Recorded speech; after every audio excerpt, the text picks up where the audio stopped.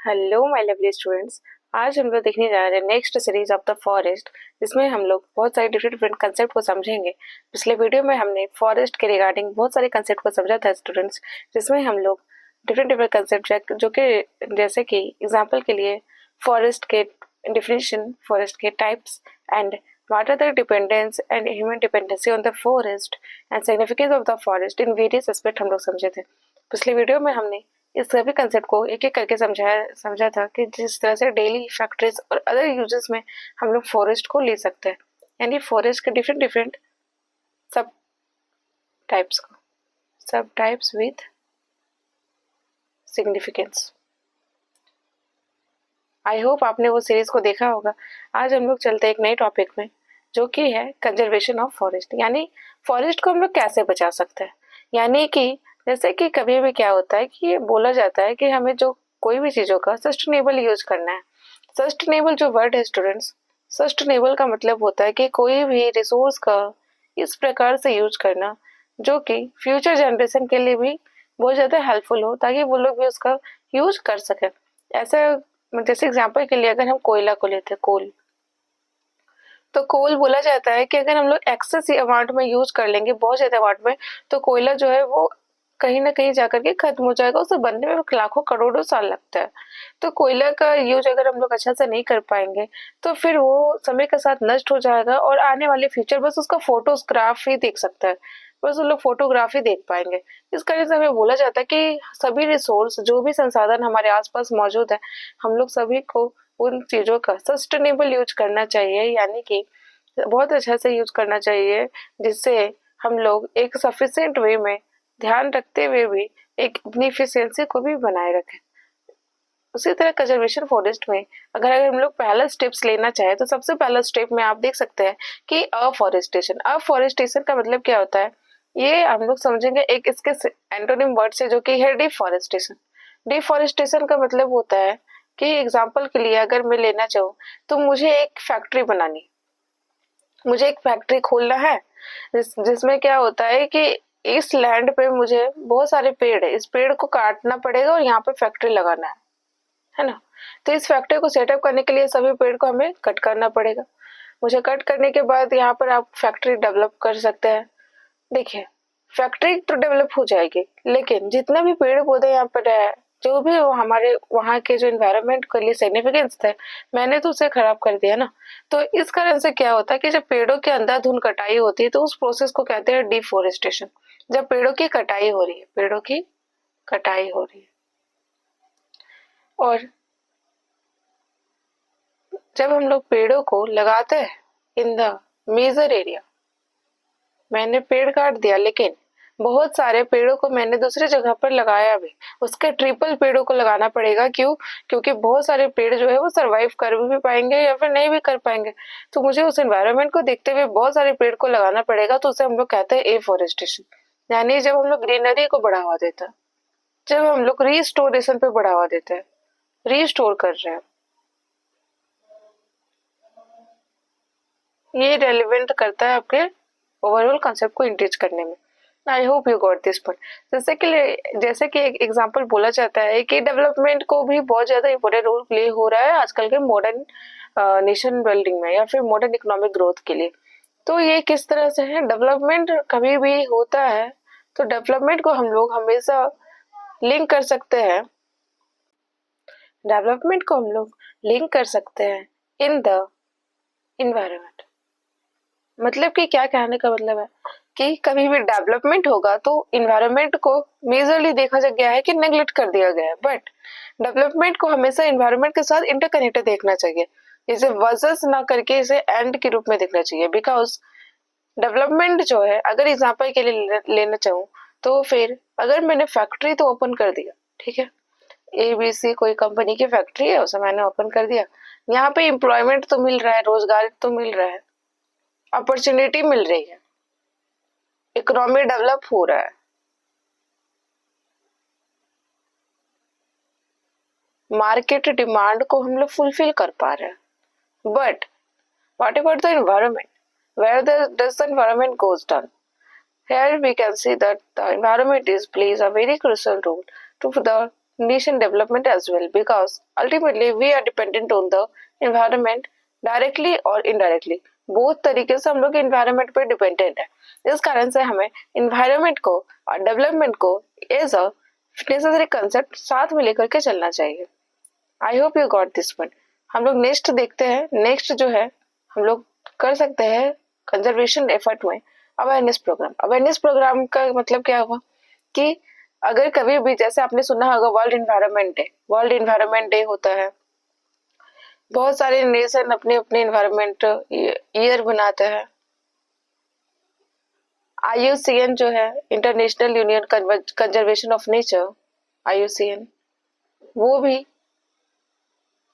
बहुत सारे लिस्ट को पब्लिश करते हैं जो कि इंडेंजर्ड स्पीसीज ये सबसे रिलेटेड है। इंडेंजर्ड स्पीसीज यानी जो भी खतरे में है, चाहे वो फ्लोरा हो या फिर फोना। Either this is flora or the fauna. Flora is used for the plants material. Anything that is related with the plants, that is come under the category of the flora. But if we talk about the fauna, then the fauna is the species that is related with the animals. Just take an example. If it's called that the baboon or sal, teak, these all are the type of the forest. That's why, or the types of the plants. That's why we called in the category of the flora. But if we talk about the tiger, rhino, hyena, these all come under the category of the fauna. It include various species with the animal that is related with the amphibians also, and also that is relatable with the oceanic species also. I hope you got this point. अब हम लोग समझते हैं next जो कि concept आप लगा सकते हैं in the conservation of the forest, वो है इलीगल कटिंग को रोक करके। जैसे कि अगर आपको कुछ भी चीज सेटअप करना है और आपने देखा, जैसे आपने सुना होगा एक जो प्रोग्राम है ये है नर्मदा बचाओ आंदोलन, आपने देखा होगा जो कि रिवर से रिलेटेड है। फिर आपने देखा होगा चिपको मूवमेंट जो था वो भी आपको कहीं ना कहीं इसी सबसे रिलेटेड है। क्यों? क्योंकि उसमें क्या हुआ था कि पेड़ों पे जो महिलाएं थी वो जब जो काटने वाले थे, पेड़ों को काटने वाले, वो सब आए तो पेड़ों में जो महिलाएं थे वो इनसे गला लगी और इसे मतलब हक किया उन्हें, और चिपको मूवमेंट उस कंसेप्ट से रिलेटेड होगा। क्यों? क्योंकि उन्होंने पेड़ों को काटने से रोका। क्यों? क्योंकि पेड़ जो थे उनके लिए फ्यूल का काम करते थे, फ्यूल लाने के लिए, फ्रूट्स के लिए, डेली नेसेसिटी के लिए काम करते थे। ओवरऑल एनवायरनमेंट में इनका रोल बहुत है। इस कारण से इस तरह से हम लोग इलीगल कटिंग ऑफ ट्रीज को हम लोग रोक सकते हैं, और ये भी कंजर्वेशन एफर्ट में बहुत ज्यादा इंपॉर्टेंट रोल प्ले करता है। हम लोग कैसे फॉरेस्ट फायर को भी रोक करके एफर्ट कर सकते हैं हम लोग, यानी ये फोर्थ है। यानी जैसे कि बहुत सारे जंगल में पेड़ है, लेकिन कहीं ना कहीं से फॉरेस्ट फायर का मतलब होता है कि कहीं ना कहीं से ये जंगलों में आग लग गई, और जब एक जंगल में आग लगी एक पेड़ में तो वो फैलते जाएगी, क्योंकि सभी क्या है एक दूसरे के बहुत काफी नजदीक रहता है। तो इस कारण से क्या होता है, फॉरेस्ट फायर के कारण हम लोग एक बहुत लॉट ऑफ बायोडाइवर्सिटी जो है वो हम लोग खो देते हैं, हम लोग लूज कर देते हैं। इस कारण से हम लोग को फॉरेस्ट फायर को रोकना चाहिए। नेक्स्ट जो हम लोग लगा सकते हैं अपना कंजर्वेशन एफर्ट में, वो है वाइल्ड लाइफ को प्रोटेक्ट करके। वाइल्ड लाइफ का मतलब हुआ कि वहां पे रहने वाले स्पीसीज को प्रोटेक्ट करना, वहां पे पाए जाने वाले मेडिसिनल हर्ब्स को प्रोटेक्ट करना।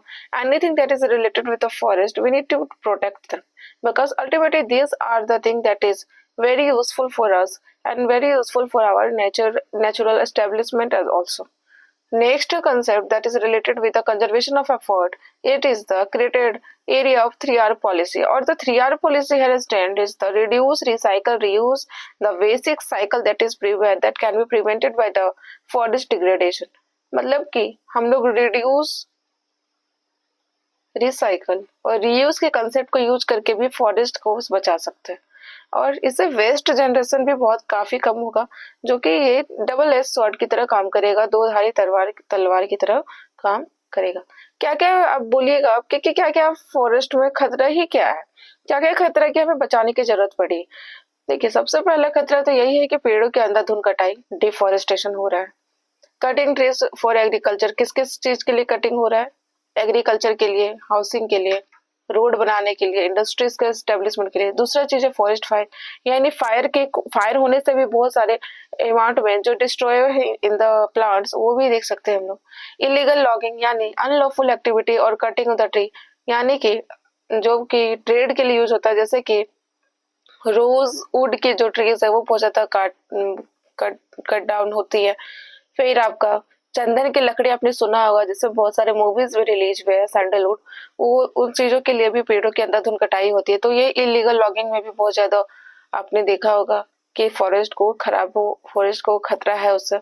अर्बनाइजेशन और इंडस्ट्रियलाइजेशन, अब जितना ज्यादा शहरीकरण बढ़ेगा या जितना ज्यादा औद्योगिकरण बढ़ेगा, इंडस्ट्रीज बढ़ेंगे, उतनी ज्यादा जगह की जरूरत होगी, उतने ज्यादा अमाउंट में पेड़ को काटा जाएगा। एक्सपेंशन ऑफ सिटी यानी शहरों का बढ़ना इसमें काफी ज्यादा इंपॉर्टेंट रोल प्ले करता है, जिसे हम लोग को कॉन्क्वेयर करना चाहिए। Because ultimately if these things can be survive if the forest survive, because we all are the interdependence to each other। चलिए हम लोग समझते हैं नेक्स्ट कॉन्सेप्ट को। Forest saved today is the future secure tomorrow. This is a very beautiful coat that can be used in any exam. If you see that forest save today, मतलब आज अगर हमने बचाया फॉरेस्ट को तो इसका मतलब ये फ्यूचर सिक्योर हो रहा है हमारे कल का, है ना। I hope you got this point. अगर आपको ये सेशन अच्छा लगा then let me know in the comment section below. Then if you find this helpful then please share, like and subscribe for more such content. Thank you।